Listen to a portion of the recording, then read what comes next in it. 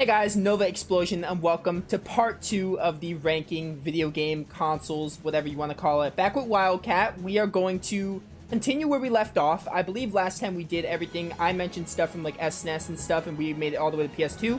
Today, we are going to try doing Nintendo DS, Nintendo Wii, PlayStation Portable, PlayStation 3, and Xbox 360, right? I think I said everything?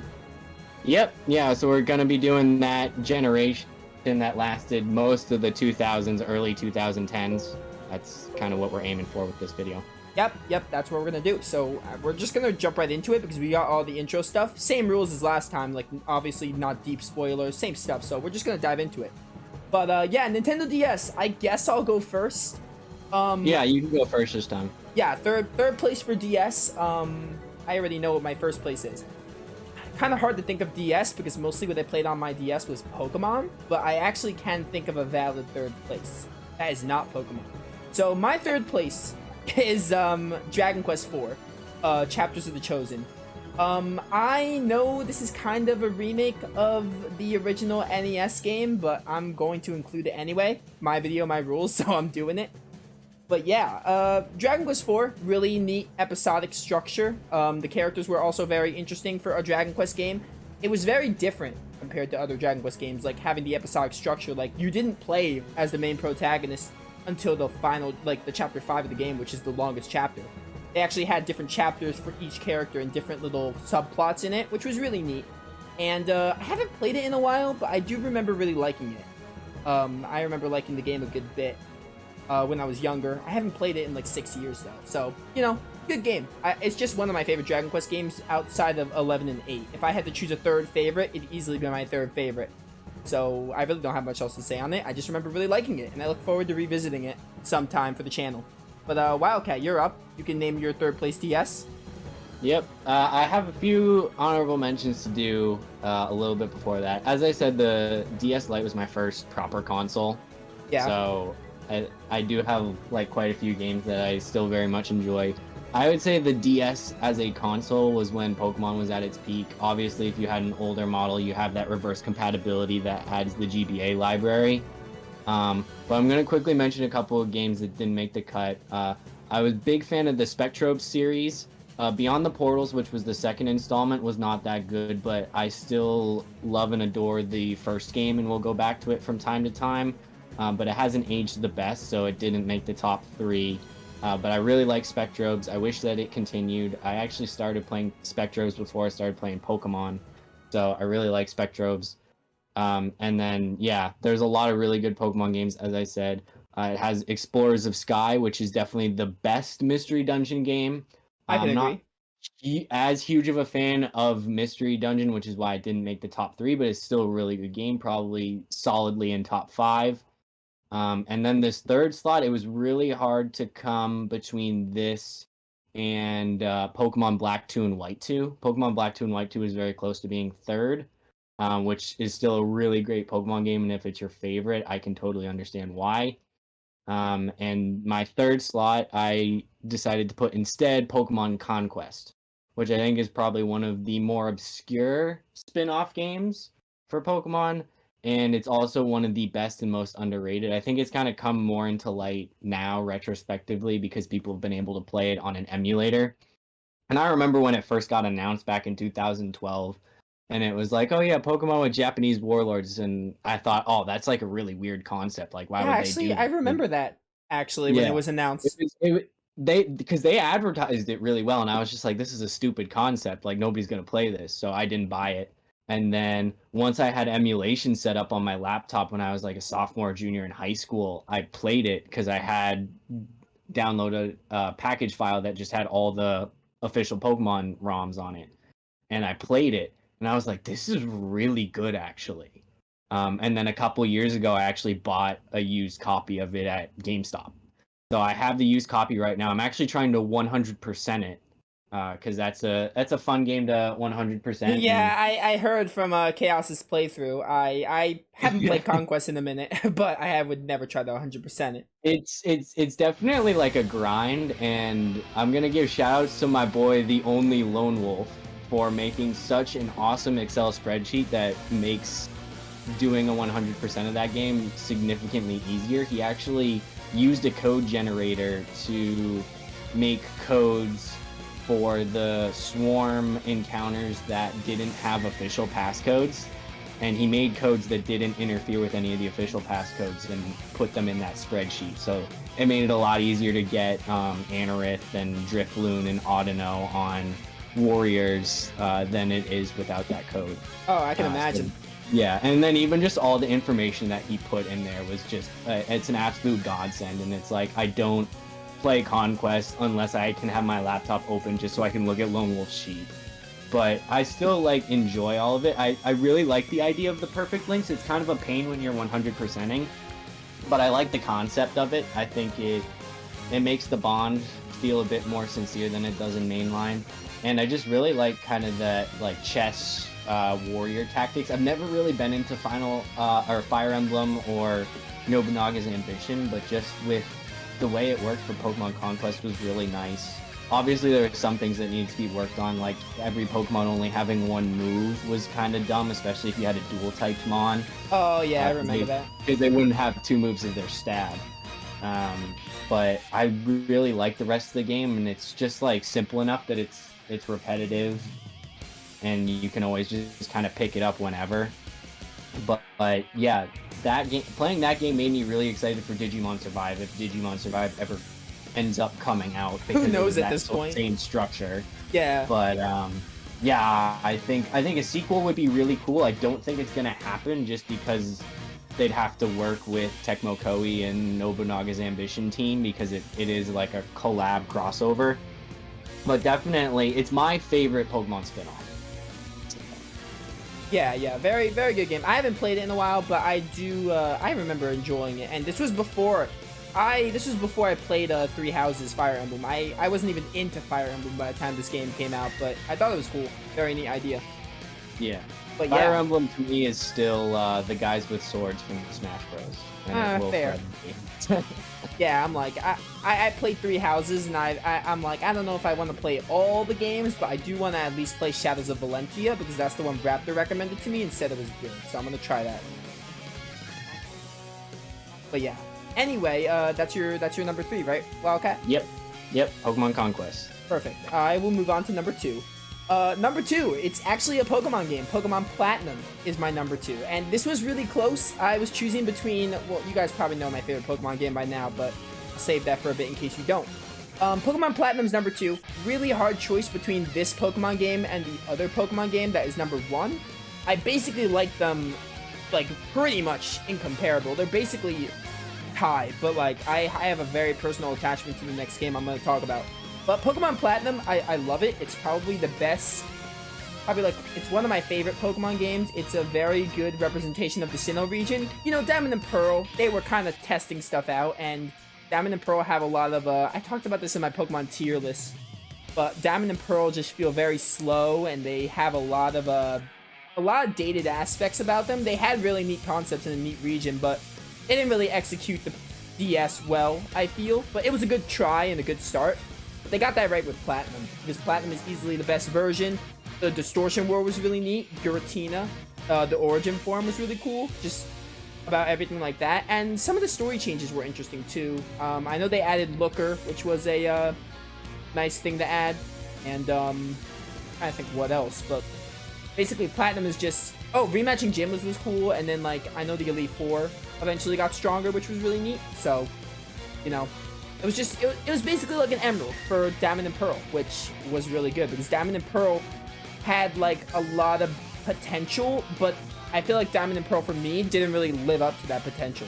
Like, compared to Diamond and Pearl, I still would prefer, like, all the Gen 3 games compared to Diamond and Pearl, despite Diamond and Pearl being in a newer region. So, Platinum, basically, like, fixing almost everything. If, I don't even know what they didn't fix, but they basically fixed everything about Diamond and Pearl. So, you know, Platinum's just a ton of fun, and that's one of the reasons I'm, like, a little hesitant on Brilliant Diamond and Shining Pearl, because I'm not sure if they'll live up to that same legacy Platinum does.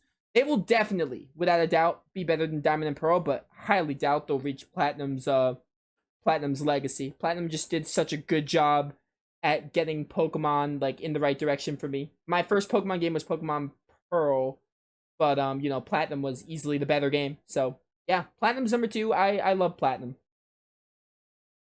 But yeah, Yep. Wildcat, you're up.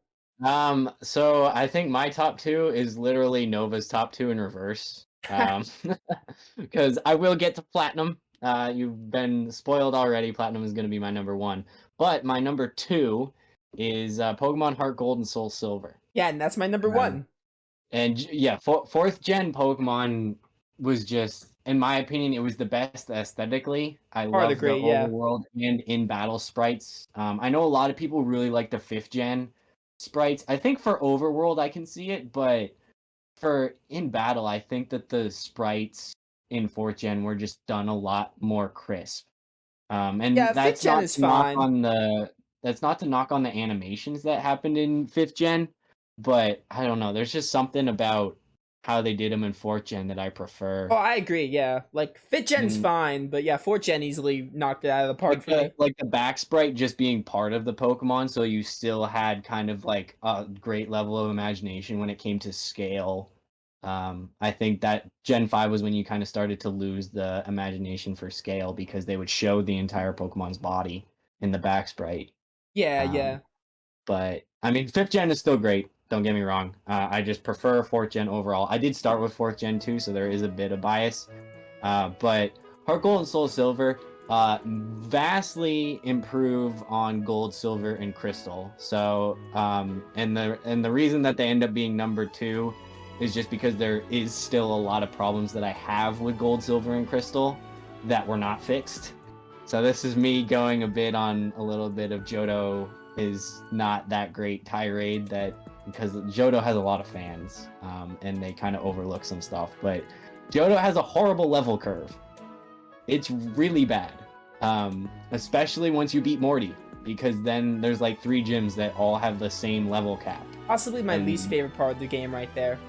so that's why all the wild Pokemon are like level 20, and you just Yeah. can't grind on wild Pokemon to beat Yeah, they Claire. gave it like the And Claire's non-linear. not easy either. Like, Yeah. well, Claire gets harder, because she didn't have Gyarados in Gold, Silver, Crystal, and the Kingdra's a lot scarier because you have, it's got Hydro Pump now, it's got Hyper Beam, it's got Dragon Pulse, and then it's got Sniper. So even if you're trying to play around crits, those crits are going to do even more damage because of Sniper. So Claire is not easy. I think Claire is harder than Whitney personally, which I think is an unpopular opinion. But yeah, and then you get to Kanto.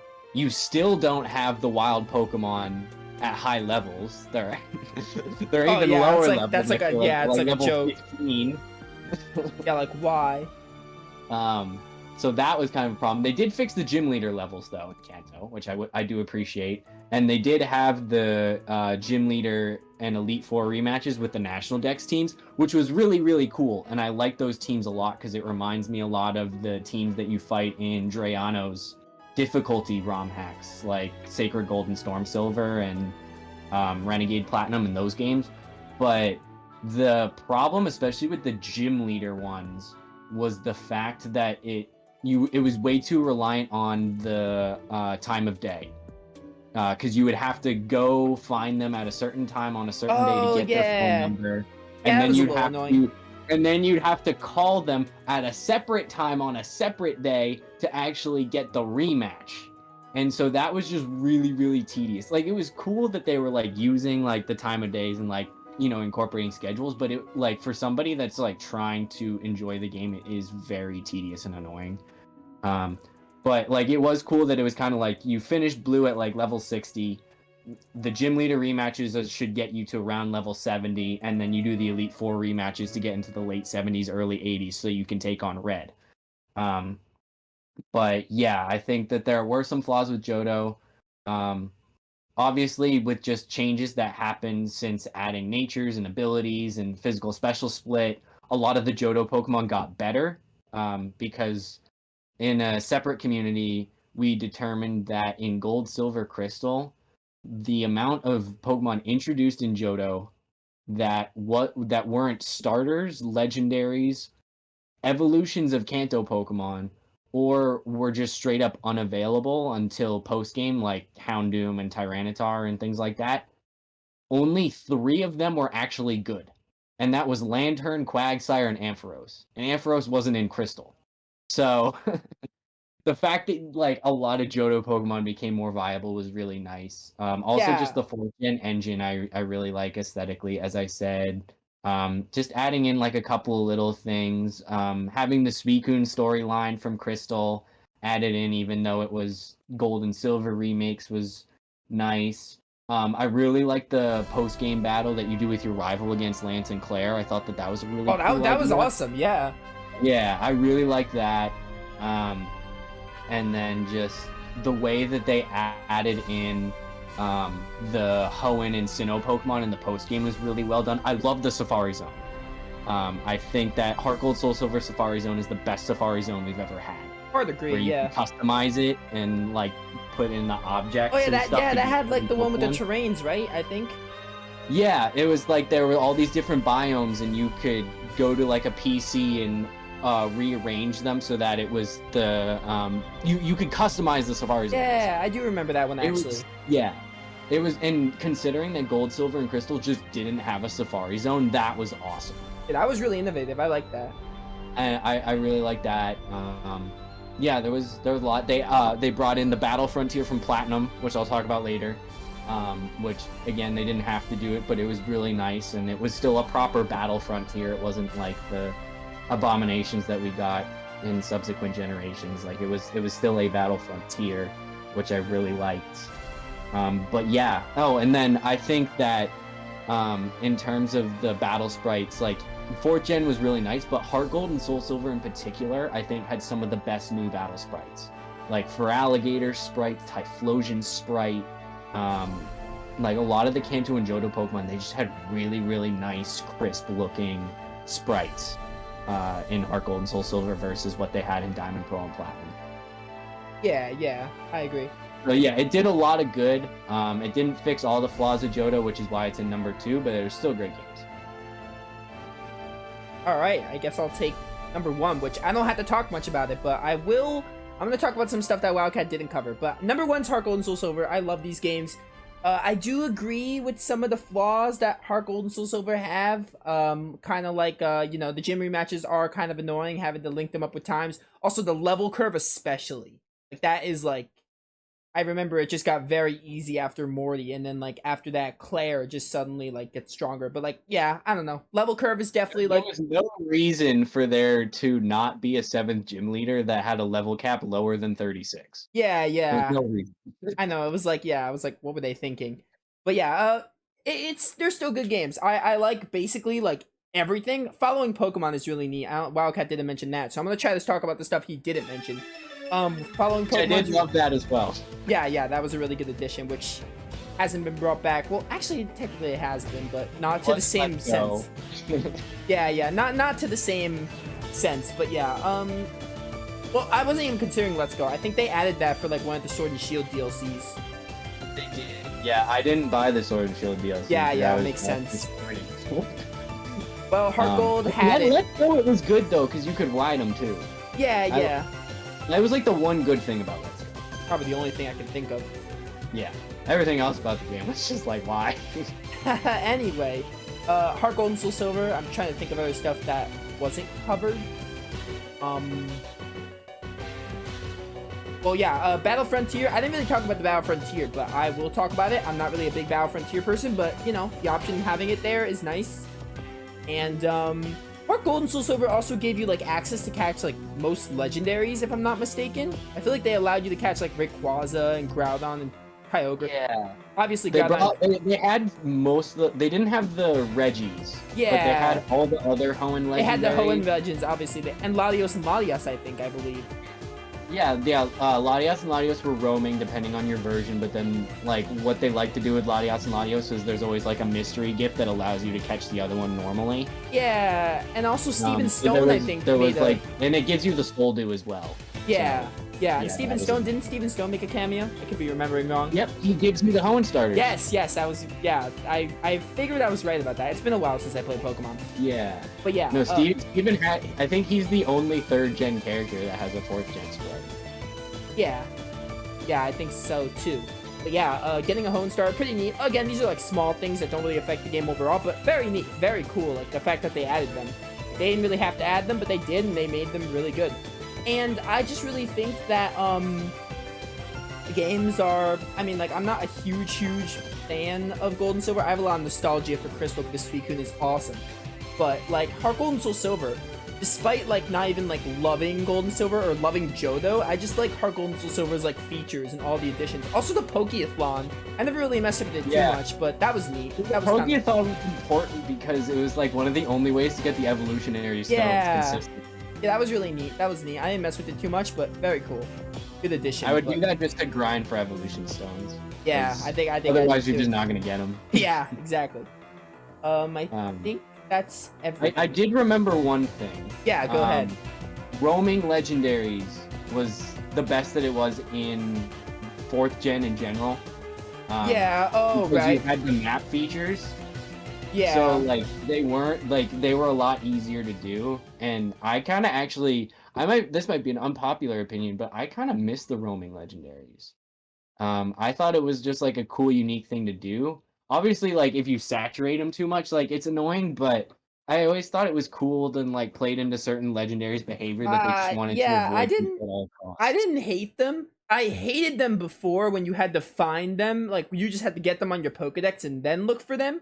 I very much preferred it in like the Gem 4 games. If it was like the Gem 4 games, yeah, I'd be down for roaming legends. But the way they did it before, where you had to like find them by chance and then you could track them, was annoying.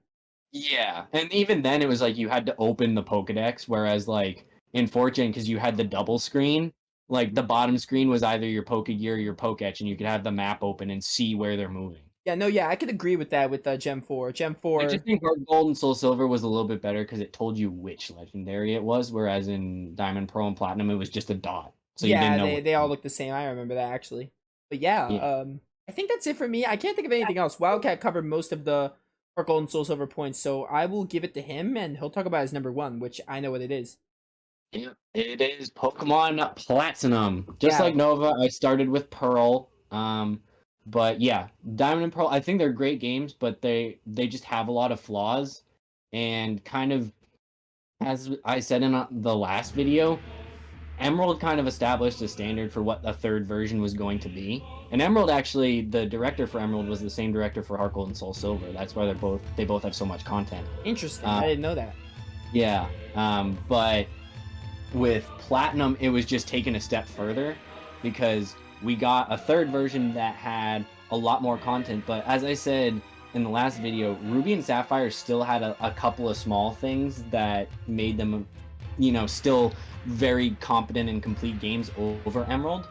Platinum, and Nova touched on this, just makes Diamond and Pearl obsolete. There's no reason to play Diamond and Pearl anymore because Platinum fixed all the problems and added in a bunch of new things. And so there's just, that you don't want to play Diamond and Pearl because you want to get the full experience out of Platinum. Platinum fixed the decks because one of the big problems with Diamond and Pearl was, for some reason, like they added in all these new evolutions, but then you couldn't get most of them until post-game. So all of the new evolution line, like all the lines that had new evolutions, got put into the base Sinnoh decks, so you could get them through your main story, which was really good. Also, I just love a lot of the 4th gen Pokemon. Monferno is my favorite Pokemon of all time. And then my second is Luxray, spiky-haired lion boy, pretty obvious. But also, and then, there's just so many others like Staraptor, Hippowdon, Gliscor, Electivire, Togekiss, Gallade. There's a lot of really well-designed Pokemon in Sinnoh. And then in terms of a Nuzlocking perspective, like Emerald, it's hard. I don't think the gym leaders are as hard, but there's a lot of evil team fights that are pretty hard. Like the fights against Mars and Jupiter in the beginning of the game are really hard. I can imagine. A lot of people off guard because like they're used to just like having one appropriately leveled Pokemon and then the rest of their team's underleveled, and then they just get absolutely like snapped by this fat cat that's way lower level than it's supposed to be to evolve. And then there's the skunk that crits you every other turn. And even like the final battle against Cyrus in the Distortion Wall is pretty tough. But the thing with Platinum is that makes it a bit different from Emerald and kind of cool in a way is that if you play your cards right and you know what encounters are where, you can have an absolutely stacked team by the time you get to the second gym. Like, I think my first hardcore Nuzlocke that I did of Platinum, by the time I had finished Gardenia and I was about to fight Jupiter, my team was Monferno, Luxio, which those two are kind of like pretty standard. But the rest of my team, Alakazam, Crobat, Gyarados, and Steelix. It was stacked. Yeah, I know they have a And lot of options in Platinum, if I remember correctly. yeah, there's a lot of options. There's a lot of really good options. And so even though it's a hard game, if you just like take the time to like plan things out and like understand where things are, you can have a really good team and have a really fun time with that game in a challenging aspect. And I love it so much. The Elite Four was, the parts of it were hard. I think Lucian's pretty hard. Aaron kind of. Bertha's got a couple of team members that can catch you off guard as well. Flint's pretty easy, even though I love him so much. And their teams are much better too. Okay, well, I think the comedy in Flint's Diamond and Pearl team is the fact that it catches you so much off guard. Yeah, because they're only 2 fire types. Yeah. But yeah, and then like Cynthia is really hard, and it kind of also goes into what I said about Steven last time, where half of Cynthia's team, if you're playing blind, you'll never have seen it before. Yeah. Milotic, you would only know if you played the Hoenn games. She's the only trainer that has a Milotic, so you either would have had to catch a Feetbass, which it's hard to do. I would say it's harder in Platinum than it is in Emerald, because the tiles change every day. Yeah, I don't think I've ever caught a Feetbass in my whole life. It's Mount Coronet. It's fishing in Mount Coronet, but the tiles change every day instead of based on changing the trendy saying. So it's like, because like in Emerald, if you keep the same saying, then as long as you memorize which tile can give you feedback, you can just keep going back there. But Yeah. with Diamond and with Platinum, it's like once you find a tile, you have to keep going that whole day before it changes. Yeah. So, but I really, yeah, so Milotic was one. Spiritomb is another, really hard to get because you had to do multiplayer in the underground in order to get Spiritomb. No trainer had it before Cynthia. And then Garchomp, of course, being the pseudo-legendary of the area. They did make Gibble easier to get in Platinum because you can get it right off the bat in Wayward Cave. But, I mean, that Garchomp will still... It's just like Steven's Metagross. Very hard to counter. Doesn't have an insane moveset, but it's still very hard to counter. And if you don't have a plan for it, you're just going to lose. And I think people know that. They talk about it all the time. It's swept plenty of people's teams, even if they're not Nuzlocking. So that's kind of beating a dead horse there. But yeah, Cynthia's probably the toughest champion that we've ever had. And then, there was the extensive post game. We got the Heatran storyline. I believe that was new in Platinum because it involved Looker and Charon. Yeah, it was.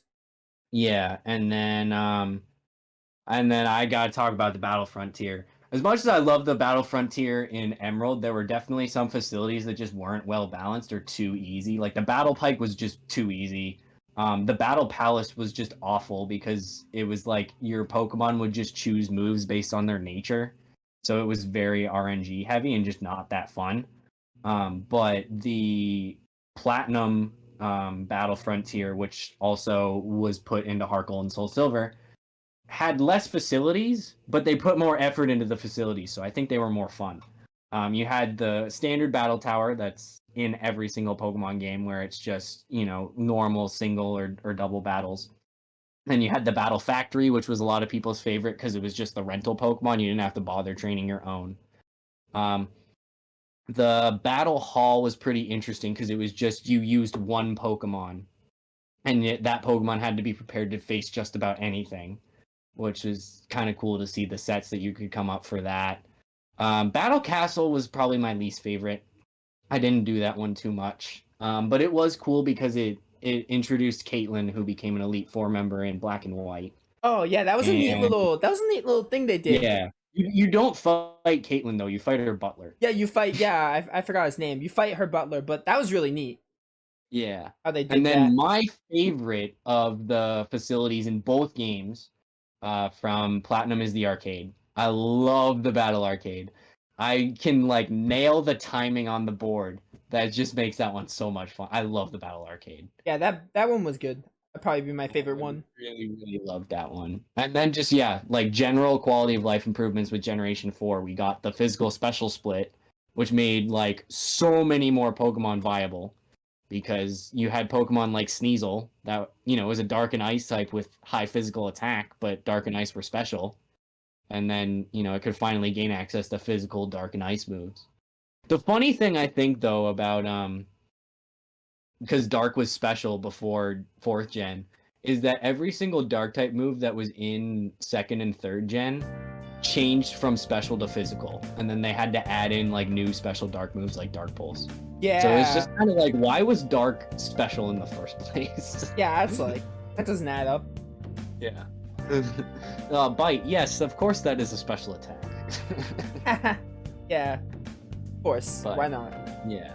No, I mean I love Platinum, and I guess I'll say my opinions on Brilliant Diamond and Shining Pearl right now.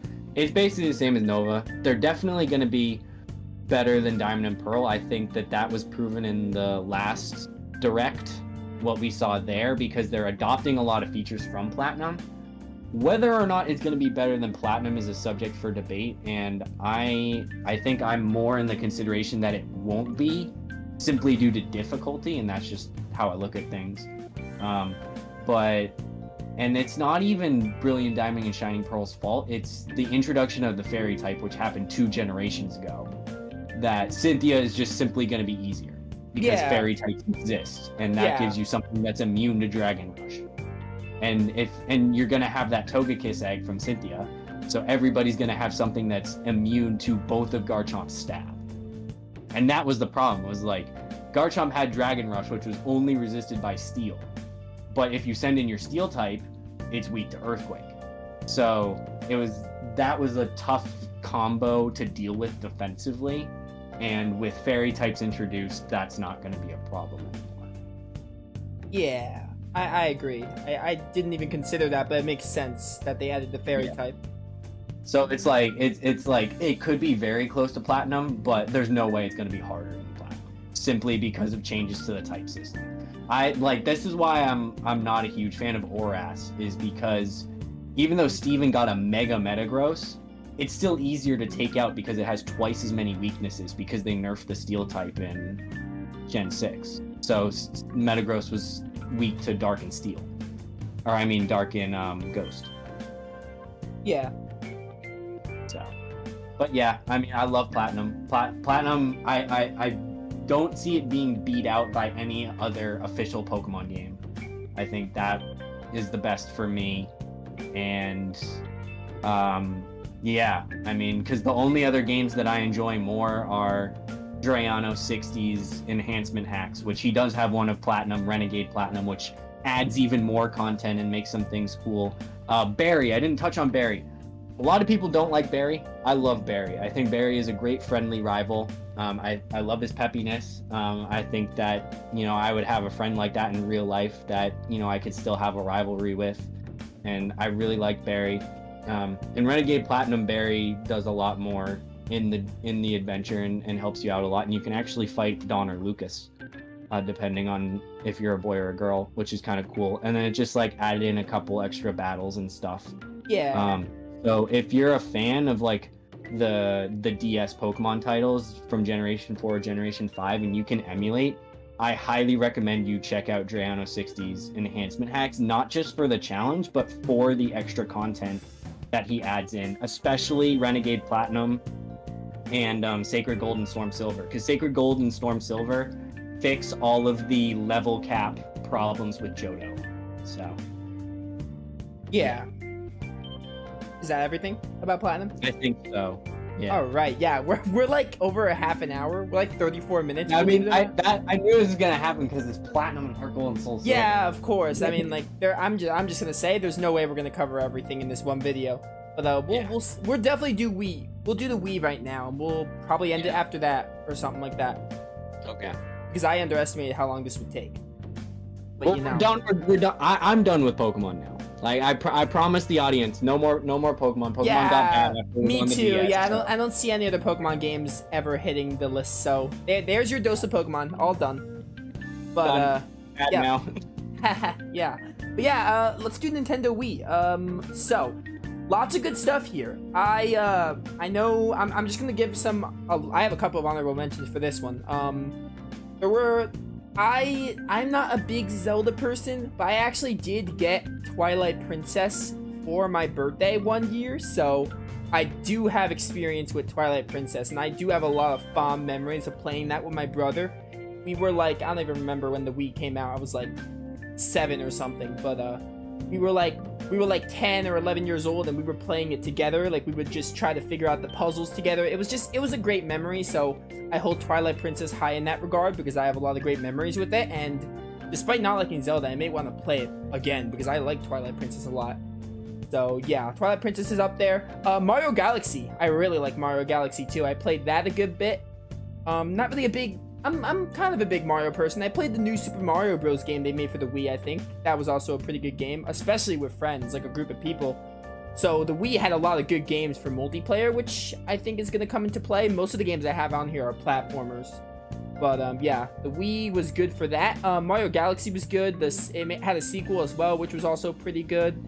Trying to think what else. I haven't played Tropical Freeze, but I have heard great things. So I'll keep that in there. Tropical Freeze is on the Wii U. Oh, is it? Yes. It's Oh. on the Wii U, and then there's the Switch port. Oh, well, yeah, it said that.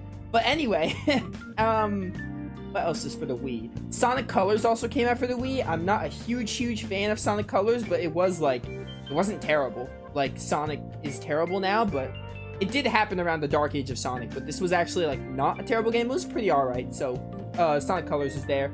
Yeah, that's it for honorable mentions. My third place is gonna go to Smash Bros. Brawl, the Brawl version, which is on the Wii.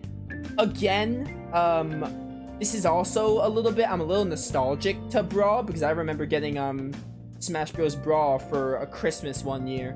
And I do think Melee is better. Melee is the definitive edition. I didn't really talk about Melee with the GameCube. I probably should have. But Melee is the definitive Smash experience. Probably the only other one that would contend with it is Ultimate. But yeah, so Smash Bros. Brawl, it was a little slower. And there were some things. The story mode was neat, though. I really liked the story mode they added.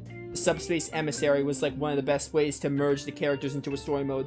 Of course, there could have been more like dynamic cutscenes and all, but even then, the cutscenes are still nice to look at. Like, just seeing them put a story mode together was really cool. Like, you know, like Mario and Captain Falcon in one story mode. It was just really neat, and I liked it. And it was the only Smash game that did it. World of Light and Ultimate is like not as good, like not even close. So World of Light isn't even a story mode. yeah, Like- exactly. Yeah, it's like, you know, just that one cutscene, then, you know, just like a gotcha thing where you fight all the spirits or whatever. It's a boss rush. Yeah, pretty much. I never finished the World of Light, as you can tell. Either. I just tried to unlock as many characters as I could, and then I said, screw it, I'm just doing classic mode for the rest. Nah, yeah, not a good story mode. It had a lot of hype, a potential, but nah, didn't live up to it. But anyway, Brawl, really good story mode. They nailed the story mode, so not perfect, but it did nail it. For a fighting game, it was really good. Also, the characters they added were really cool. They gave us Pokemon Trainer, who probably remains one of my favorite characters in Brawl alone. They also gave us Lucas, who was like another Earthbound character, was kind of cool. Sonic the Hedgehog was awesome. I loved Sonic the Hedgehog getting added to the game. That was neat. And I'm not a big Metal Gear Solid person, but adding Snake was wild. I can't believe they did that, but they did. So yeah, just a lot of... Brawl really started to add like third-party characters instead of just Nintendo. It kind of branched out from just Nintendo, so that was good for Brawl. And again, while the game was slower than Melee and it felt worse to play in some regards, Final Smashes were neat too. They added that as well. But yeah, the game was slower than Melee, but the additions they added, like the story mode and the characters and Final Smashes, it was good. And it did move Smash forward while like not retaining everything that Melee had, but it's still a pretty good game. And I don't find myself going back to it now, but I have it to thank for adding like good characters to the game who Ultimate has all the characters, so now those characters are in because of Brawl. So, you know, good game on the Wii. It was a great Smash Bros. For people to play on the Nintendo Wii. But yeah, that's all I have to say on Brawl. Brawl was great. It's not in my top 3, so I'm just gonna talk about it briefly. Brawl. Too many melee superiority haters hate on Brawl. I think Brawl's fine. People say, like, I don't care that it's slow. Like, I'm not that into the competitive scene. Melee just didn't have great character diversity. And so adding in, Snake and Lucario and Meta Knight and a lot of other really good characters that people love, just as a casual, like, make Brawl a better game than Melee. And also just having the subspace emissary. I think one of the coolest moments for me playing through that, and I unlocked every single character by playing through subspace because I just loved that format. Yeah, it was really cool. My favorite part, and I just remember loving this as a kid, was the part where Meta Knight, Lucario, and Snake are infiltrating the Halberd together, and just the cutscene before they all meet up together was really funny, and just that whole level system was just so cool because I'm these are 3 of my favorite characters, and they're doing this really cool thing that's a big part of the actual story for that part of the game. It was just awesome. Yeah, I should have talked about this more with the story mode, but I really like that, how the characters divided into little groups, and that was really neat. Just they go through different environments. That was awesome. I love that. So story mode's just top notch, honestly. And it's just I wish we got it back, but we never did. Yeah, it's unfortunate that Ultimate didn't drop the ball on that, or it did drop the ball on that. Even Smash 4 dropped the ball on it. Yeah, Smash 4 didn't even have a story mode, which is why I said Ultimate. Yeah, no, it was, that was annoying. But yeah, I like Brawl. The Wii, I probably got mine, pretty early on. I was 8 years old or something like that. One of the older models, so I could do reverse compatibility with GameCube. But yeah, it was a family console, so it was very much multiplayer oriented. So I kind of left out multiplayer games from actually being in the top 3, but just to mention a lot of really good multiplayer games that I enjoyed. Super Smash Bros. Brawl, obviously. Mario Kart Wii was great, one of the better Mario Kart games. That's the one I wanted to mention, I forgot to. Yeah, Mario Super Sluggers, really, really good baseball game, and probably my favorite of all the Mario Sport games. Also had a really awesome story mode that you could unlock all the characters. Oh, I never played that one. Have you played the soccer one? I haven't played the soccer one, but the baseball one, specifically the one on the Wii, because there is a GameCube baseball one. Yeah, I remember that. The one on the Wii for baseball is really, really good, and I sunk so many hours into playing that one. And then what else? Mario Party 8, one of the better Mario parties that I've played. I haven't played a ton of Mario parties, but 8's probably my favorite. And then this one's kind of out of left field, but because I'm an animal person, there's an old Sega arcade game called Jambo Safari, where you play as a park ranger in Africa, and you have to capture certain animals driving around using a lasso and pulling them in and throwing a net.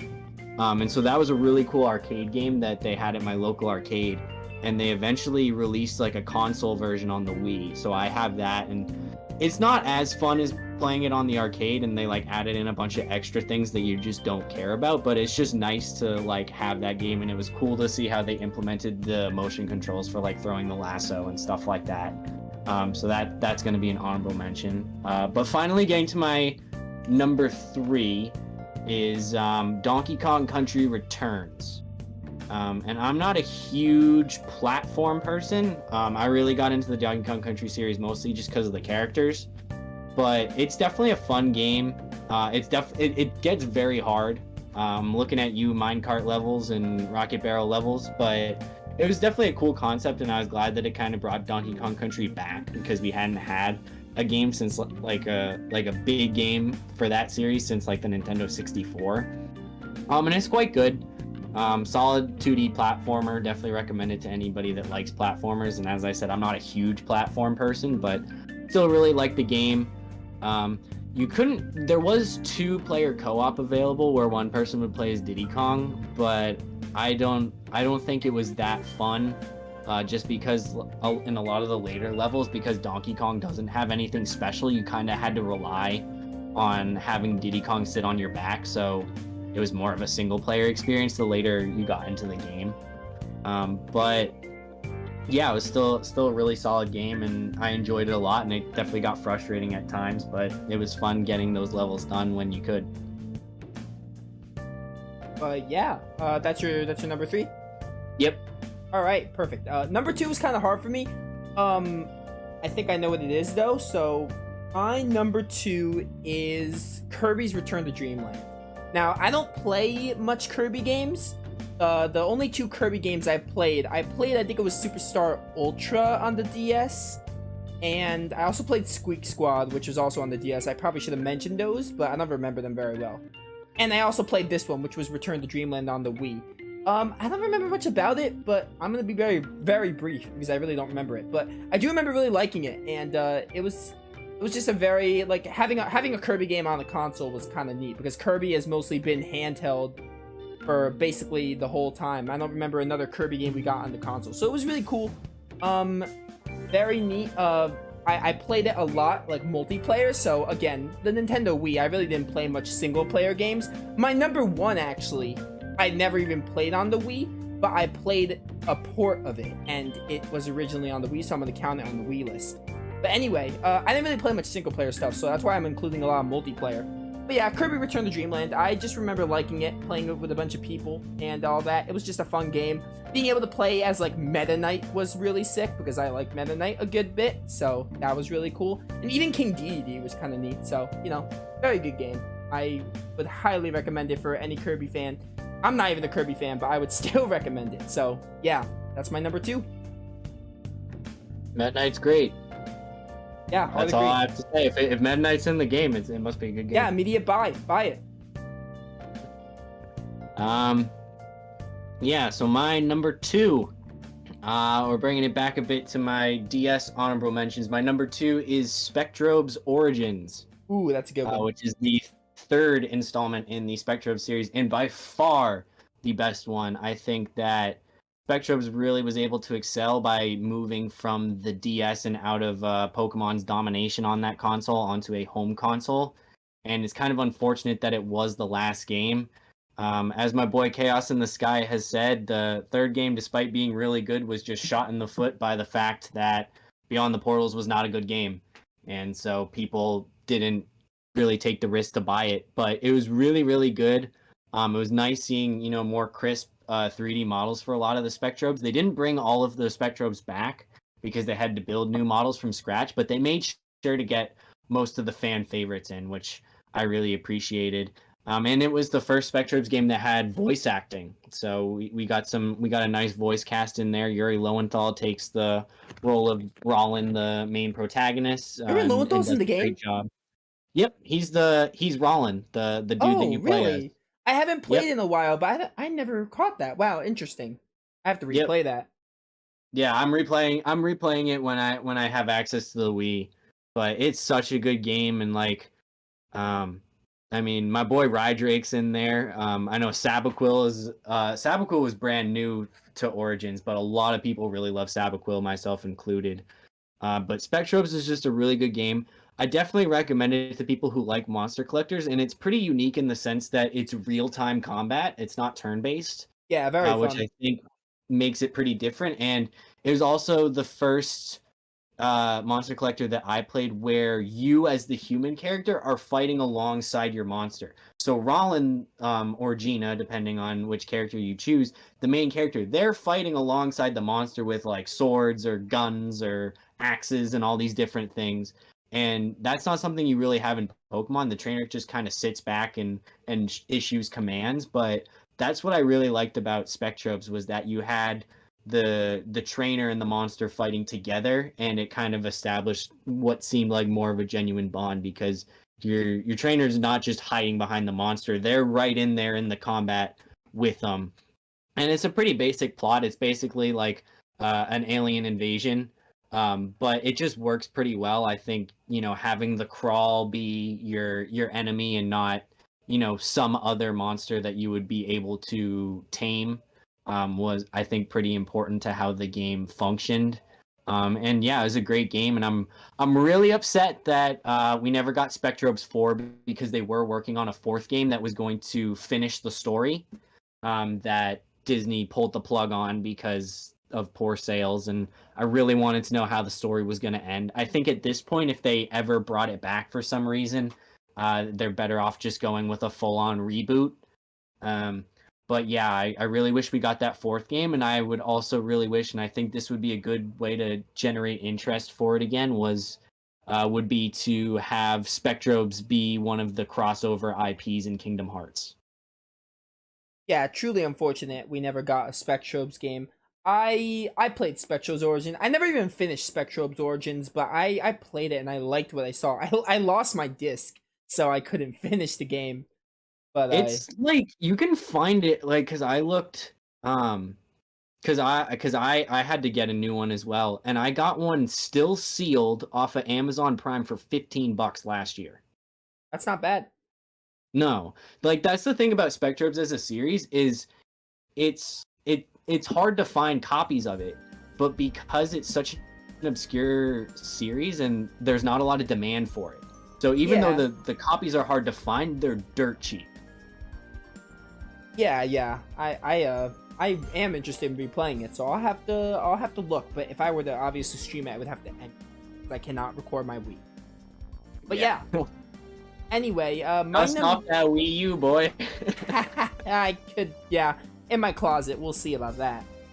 But you know, anyway, my number one. I actually just forgot my number one was. I think I know what it is, because it might be my number one. Oh no, yeah, I remember now. Yeah. So my number one. I didn't play it on the Wii. I didn't play the Wii version, but it's Xenoblade Chronicles. Yep. Is my number one. So I obviously I played Definitive Edition, and I was told Definitive Edition added an epilogue and added like some other stuff, but like I can't think of another game, so I'm just gonna say Xenoblade Chronicles. I played this on the Switch. I loved it. I was a little late to the Xenoblade train because I wanted to play the Wii one actually. I was looking for it, but it used to cost like a lot of money. I remember it was like very expensive and hard to find, so I never got around to playing the original. And I wasn't against Xenoblade X, but I never bought it because I never really was invested in my Wii U, so I never bought much Wii U games. I just lost hope as it came out. But yeah, Xenoblade Chronicles, very, very good. Plotline is very interesting. I'm a big fan of the plot. The characters too, I love the characters in this game. They're all they go really great together. The heart-to-hearts were really neat. I assume those were in the Wii version. I don't know what Definitive Edition added. All I know is that Definitive Edition added an epilogue. Other than that, I don't know what else they added. I think it's just the epilogue and improved graphics. Like, other than that, it is like pretty much a port. Like, okay, it's just, because like the thing that Chaos said is that basically it was just that, like, for what they were trying to do for Xenoblade Chronicles, it was just so much that the Wii could barely handle it. So just like touching up on some things on the Switch just made it seem like I know. I've seen the Wii's graphics, like they're a little like not ideal. So really nice to see the Switch version have the uplifting of the graphics. But yeah. Combat really surprised me. I wasn't really sure what to expect of the combat. I see combat and I'm like, yo, it looks cool. But actually playing the game, I was like, yeah, this is like really good. I liked how every character played differently. Some of my favorites to play as were Dumban, Melia, and I did like playing as Shulk a good bit. I love Dumban. Oh yeah, Dumban's sick. I like him. But yeah, great characters basically. Fiora was pretty cool too. I like playing as her. But yeah, all the characters were great basically. The world, I loved exploring the world, and it did have a lot of side quests, which I love side quests that you can just like. Tales of Arise has a lot of side quests like these, which is why I love the side quests. There are a lot of side quests in Xenoblade Chronicles that like you can just accept them and immediately turn them in. It's so satisfying to just be able to like check that side quest off the list and all that. So I'm a big fan of that kind of game. There are a lot of side quests, and some of the side quests actually had good depth if I remember right. And yeah, the final thing I want to talk about, the two final things, the music was really good, which I don't know how much to say, but it was really good OST. Definitive Edition rearranged the soundtrack, which was really neat. I think that's also what they did. But yeah, what was the other thing I wanted to talk about? The affinity chart, very cool. Big fan of like the concept of like connecting with everyone, kind of like having the affinity system and the affinity chart. Like you're connecting with like people of like Colony 9 and like I don't remember the actual locations. It's been a while, but yeah, like Colony 9, the different locations, the Bionis and all that. It was neat, like just connecting with the affinity chart and different people, and the NPCs just having like a decent amount of depth for this kind of game. The only other game Yeah, that I know... You have, like, repeating subquests to the same person. Yeah. Like, from time to time, depending on your progression in the game, which was really cool. Yeah, I thought that was really neat. The only game I could think of with, like, good NPC depth like this is Cold Steel, Trails of Cold Steel, which has lots of NPC stuff. But Xenoblade did it really well for, like... Because the thing with Cold Steel is you have to play the game with a guide to get all that stuff, but Xenoblade did it without that. You can get a good amount of enjoyment with it without a guide, which was really neat. So, you know, very good game. I loved Xenoblade Chronicles Definitive Edition, and I don't know if... I've heard very mixed things about the second game, so I'm not sure if we'll be touching that, but either way, the first Xenoblade Chronicles, very, very top-tier RPG. Yeah. And that's also my number one, so I love it as well. I think I really love all the characters, Ryan especially. Dunban's definitely my favorite. Just the fact that, like, he's not left-handed, but, like, he has to use his left hand to wield a sword for, like, reasons, and he's still just insanely skilled with his left hand, was really, really awesome. Ricky, my boy, the Chad hero pawn. Yeah, the characters were great. I played it on Switch as well. I didn't play it on the Wii, but it is pretty much a port, even though, like, it's definitely close to being a remake, but for this list, I think we're both considering it a port because it doesn't change too much. Fair. But, yeah, the game is stunning. It's got a really good story that I definitely got sucked into, and you know, the Wii didn't have a lot of RPGs, so if you're really into RPGs, then it's a must-have. And I think also if you have a Wii U, it's on, like, the Wii U eShop for, like, $10. So even if you don't have a Wii or you're having trouble finding the physical version, it's still an option if you have the Wii U. Obviously, like, the best way to play it is on the Switch because you get those updated graphics and you get that extra epilogue, which I haven't played yet. Yeah, I haven't played Future I've Connected. heard mixed things on the epilogue, but yeah, I haven't touched it. But yeah, no, it's a fantastic game. Nova and I have kind of been avoiding Xenoblade Chronicles 2 because the community that we're a part of, I feel like the majority of people say that Xenoblade 2 is a horrible game, and if you had any love for the original, it just bits all over it, so we haven't touched it. I heard very mixed things on the sequel. Like, before I joined, like, you know, the server we're both in, like, I thought a lot of people were praising the game, but now I see, like, more hate for the game, so it's very definitely controversial, I feel. Yeah, because there's another game we'll get to in a little bit that I think is more divisive, and I think for the most part, like, there's a very vocal minority that hates this game, but there's still a majority that loves it. That's not the case with Xenoblade 2. Like, a majority of people did not like Xenoblade 2 with a burning passion. So we've kind of been like, we'll trust your judgment, and we'll stay away. Yeah. Okay. I guess we're done with Wii then, right? That's all you wanted to say, Wildcat? Yeah. No, you kind of covered everything with Xenoblade Chronicles, and that was my number one. So. All right. Yeah. Perfect. So. Wildcat, how many games do you have to mention for PSP? Just one. Just one? All right. We're gonna do PSP really quick, and then we're gonna end the video, and this will be part 2 because we'll include PSP because it won't take long at all. So I will go first. I really have 3 nominations or games that I played on my PSP. I'm gonna be really quick with this. First of all, currently playing Final Fantasy VII Crisis Core. Haven't finished it yet, so I can't go too much in it. But very neat game so far. The combat's very reminiscent of Birth by Sleep, which I liked Birth by Sleep. We'll get to Birth by Sleep in a minute. But yeah, Zack is a cool character, getting to know more about his backstory, because we knew that Zack had some kind of relation to Cloud in the original FF7. And, you know, we didn't really get much of Zack in the original FF7. Also getting more of Sephiroth, because Sephiroth is, like, not a villain in this game. Like, we actually get to see his past, which was really cool. So Crisis Core does a lot of good build up for the original FF7. Again, I'm only like 6 hours in, so I can't go too much in depth with it, but so far, a good game for the PSP. Stunning graphics for a PSP game as well. Another game, Star Ocean Second Evolution, is another game. It's a remake of Star Ocean The Second Story for the PS1, more like an enhanced port.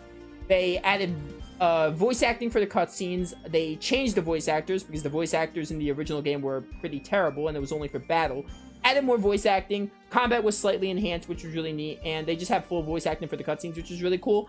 So basically being an enhanced version of Star Ocean 2, which I love Star Ocean 2, is good enough for it. And then finally, Kingdom Hearts Birth by Sleep. I played this on the PS4, part of the collection, but Birth by Sleep is probably not my favorite Kingdom Hearts game. It's up there, though. I do like Birth by Sleep. I like the different characters, like the different storylines you could do with Aqua, Terra, and Ventus. Very, very neat.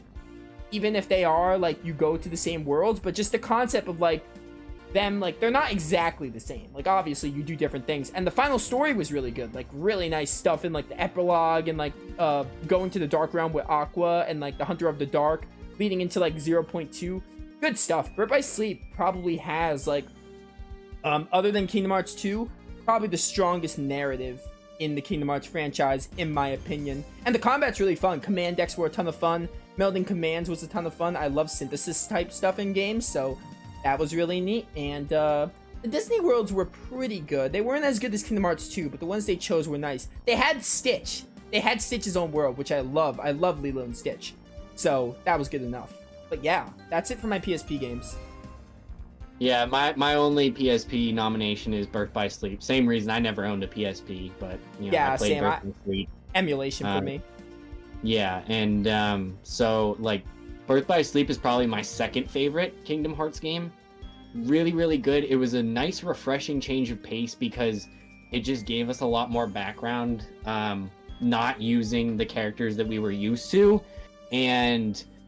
but those characters still kind of appear and you're like, oh, this is like a reference to what happens later. And so I think it was really nice to have that kind of change of pace.